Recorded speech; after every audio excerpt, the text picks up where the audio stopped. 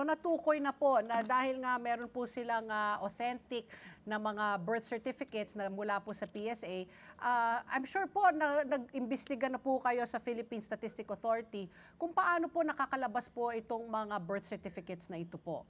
Ano pong nakuha ninyo pong ano pong naging basehan, ano pong nakuha niyong resulta dito po sa inyong investigasyon? Sa ngayon mo, Madam Ali, hindi Si ho Patpi kasi po kami ito. yung Sorry. nag-iimbestiga. Okay. Anyway, sige po. Oo.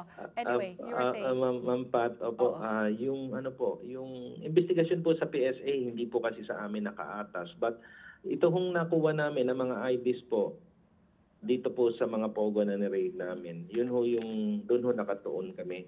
Kasi po dito sa isa sa mga pogong na-raid po namin, meron po kaming nakuwang mga DOLE ID, may mga PhilHealth IDs, may mga ID po galing sa yung mga BIR ID po natin, and then may mga police clearance pa po kaming mga nakuha. Na ano ho, napakarami po. At yun nga ho, pinagtataka namin bakit maraming ID dito at paano nila nakuha. And then yung BIR po, tinanong po namin yung isa po si Commissioner po about dito sa mga BIR nakuha naming BIR IDs at chinek niya po ito personal dun po sa kanilang sistema. Oo. At nagulat din po siya na nakapasok po sa sistema nila ito hong mga BIR IDs. So talagang authentic. Oo. Authentic talaga kung nakalagay sa datos. Oo. Sa sistema, Opo. Yusek, saan po maaring gamitin itong mga government IDs na ito nitong mga Chinese nationals? Ito ho kasing mga government IDs na ito.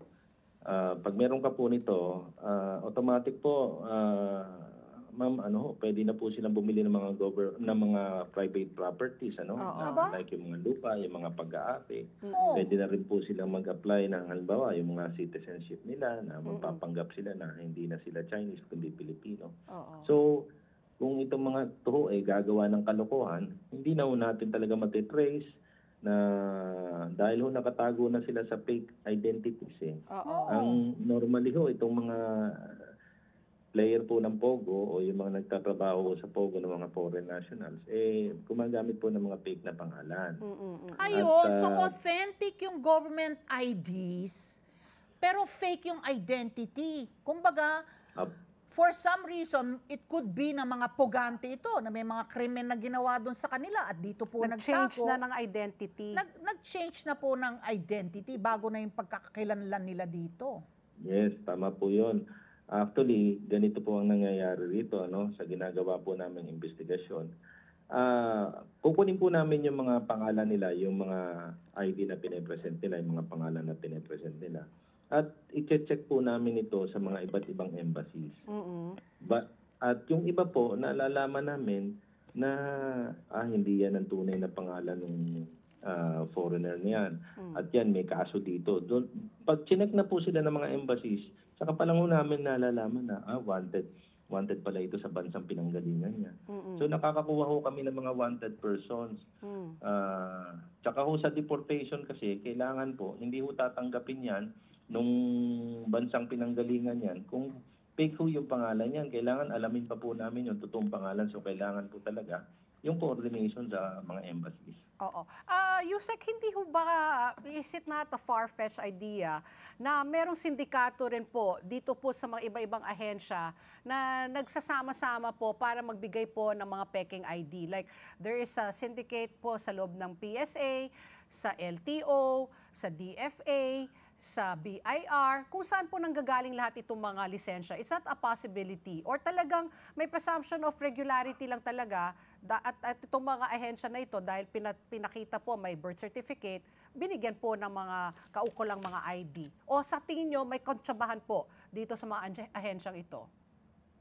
Ang tinitignan po namin dito yung kutsabahan na po Kontsabahan na. Collusion na no? Oo. Kasi unang-una, paano nagkaroon sila ng ID without appearing doon sa office? Okay. Normally di ba, kinukunan ng picture yan doon sa office. Kailangan may personal appearance. Pero bakit nagkaroon ng ID yan na hindi naman sila pumupunta sa office? So paano po yung picture? So if Ayun you, ho eh. anong picture ang ginamit po doon? Won't that Tingin become, ko ho dito, oh, picture na lang ho yung kinukunan eh. Hindi na ho yung talagang tao. Hindi, kasi marami din USEC ngayon, parang online na lang eh. Ang dami ng, no? Marami ka ng ID na makukuha po ngayon na online na Tama. lamang, na mag-upload ka ng No, but supposed to be selfie mo. hindi, pero like LTO and the passport, kinukuha yung biometrics mo eh. So you really need to go Opo. there kasi may Yes, fingerprinting, hindi pwedeng online yun. Like let's say for example, PhilHealth, wala. Well, there's no picture nga eh. My PhilHealth ID doesn't even have a picture eh. Talaga ako Oo. meron naman. Oo. Meron Ayan, naman. no. Oo. Tama po. So- Ang mabigat po kasi doon is hindi na natin ma-distinguish kung foreigner ho yung nag-a-apply. Kasi wala namang ho nakalagay doon na foreigner siya. Oo. Parang kung ano ho yung nakukuha nating ID, yun na rin ho nakukuha nilang ID. Saka USEC, di ba usually yan may Chinese name? Yes, opo. Tapos opo. biglang ngayon, hindi na Chinese name. Yung mga nakalagay sa ID, meron ng bagong pangalan. Uso na po yung sinasabi nilang ito yung Philippine name ko, ito yung Chinese name. Oo. Ngayon, So dapat isa lang talaga. ASBN